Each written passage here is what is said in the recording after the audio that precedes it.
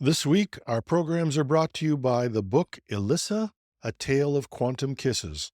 Pre-release of my new book will be available on Amazon and Kindle early this week, with full release starting on Friday, December the 13th. Yeah, if you're interested, I'll post more info through the week.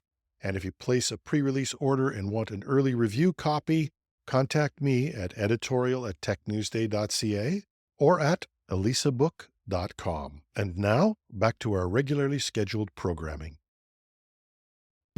A UK hospital group goes manual after a cybersecurity incident.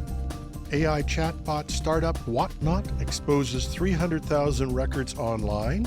Attackers use corrupted Word documents in a phishing attack. What's reported as the largest piracy network was dismantled in a major European operation. This is Cybersecurity Today. I'm your host, Jim Love. Wirral University Teaching Hospital in northwest England has declared a major incident due to cybersecurity reasons, leading to the cancellation of all outpatient appointments and a call for the public to only use its emergency department for genuine emergencies.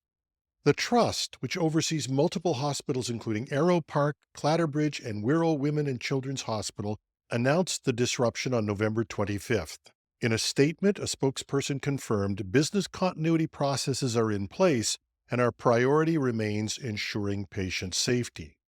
While the exact nature of the cybersecurity issue hasn't been disclosed, the Trust confirmed on November 27th that it had detected suspicious activity on its network and isolated its systems to prevent further impact.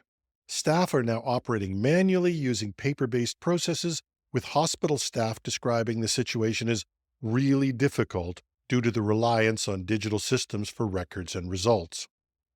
Patients had been advised to attend scheduled appointments unless contacted otherwise, but longer waiting times are expected in emergency and assessment areas.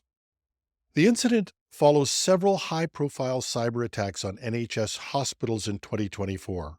Earlier in the year, a ransomware attack on pathology provider Synovus disrupted services in London, while Scottish NHS Trust Dumfries and Galloway saw patient data accessed and published after a similar attack in March. Healthcare systems are increasingly targeted by cybercriminals for the sensitive data they hold and their critical role in patient care.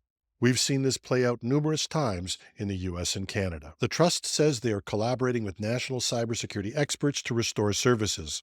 And while no timeline has been provided, the Trust reassured patients that it is working to return normal operations as soon as possible. We checked their site Sunday evening as we recorded this, and there were no changes to their situation posted on the website. This is just another in a growing crisis in cybersecurity and healthcare, where disruptions can have life-threatening consequences. AI chatbot startup WotNot is facing scrutiny after misconfigured Google Cloud storage buckets exposed over 300,000 sensitive files online. Researchers discovered the unprotected data, which included passports, medical records, CVs, and other personally identifiable information. The unprotected storage bucket contained 346,000 files and was accessible to anyone without authorization. Despite initial disclosure notifications sent to WotNot, the data remained exposed for over 2 months before being secured. And this is not some isolated little startup. WotNot provides AI-powered chatbots to 3,000 businesses across industries such as insurance, finance, and healthcare. High-profile clients include the University of California, Chenaning, and Amneal Pharmaceuticals. These chatbots are designed to collect identifying information from users, making such data leaks particularly damaging. This incident underscores the risks of outsourcing critical services, especially in AI, to third-party vendors. AI systems, which often process interconnected and sensitive data, require robust vetting and cybersecurity assessments. Without these measures, businesses risk exposing customer information through vulnerabilities in their supply chain. The WotNot leak serves as a stark reminder that just because a supplier is cutting edge in AI, they may not also have equal leadership in cybersecurity. And as an aside, I was asked to evaluate courses for a university program, and one of my major comments was, have security woven into each and every course. you cannot paste on cybersecurity after AI software is developed. A newly discovered phishing campaign is leveraging corrupted Microsoft Word documents to bypass security software and trick users into revealing their credentials. The campaign, uncovered by cybersecurity firm Any.Run, targets employees with emails mimicking payroll and HR communications attaching intentionally corrupted Word files.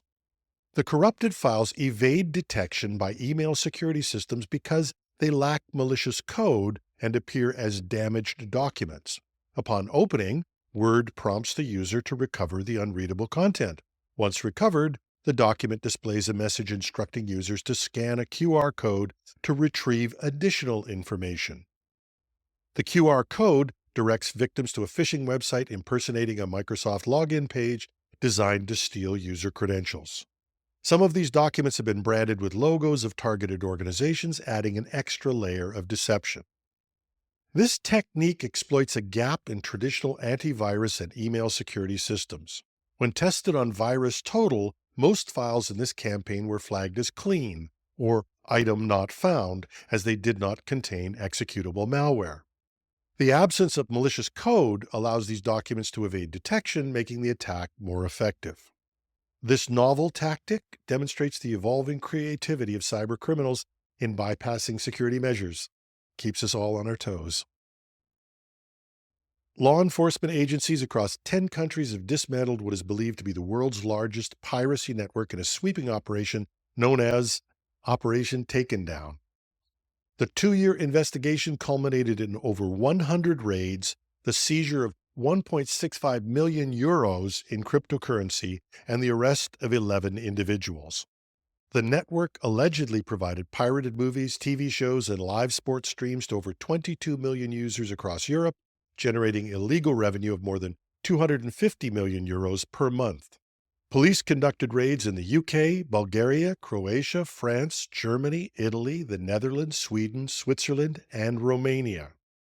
The operation, supported by the Audiovisual Anti-Piracy Alliance, AAPA, resulted in the seizure of 29 servers, hundreds of streaming devices, and the takedown of around 100 websites and domains hosting illegal streams. A further 102 individuals are under investigation. Mark Mulready, co-president of AAPA, praised the collaboration with law enforcement, stating, "The scale of these multi-jurisdictional law enforcement actions highlights the considerable challenge our industry faces when dealing with such sophisticated international piracy networks."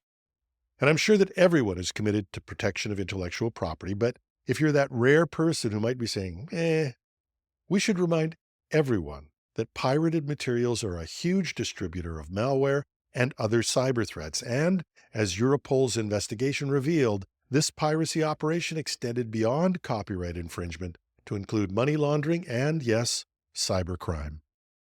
The successful operation demonstrates a united effort to combat piracy and protect legitimate digital media platforms, while also warning consumers about the dangers of using illegal streaming services. Sometimes the good guys win. And that's our show for today. You can find links to reports and other details in our show notes at technewsday.com. We welcome your comments, tips, and the occasional bit of constructive criticism at editorial@technewsday.ca. I'm your host, Jim Love. Thanks for listening.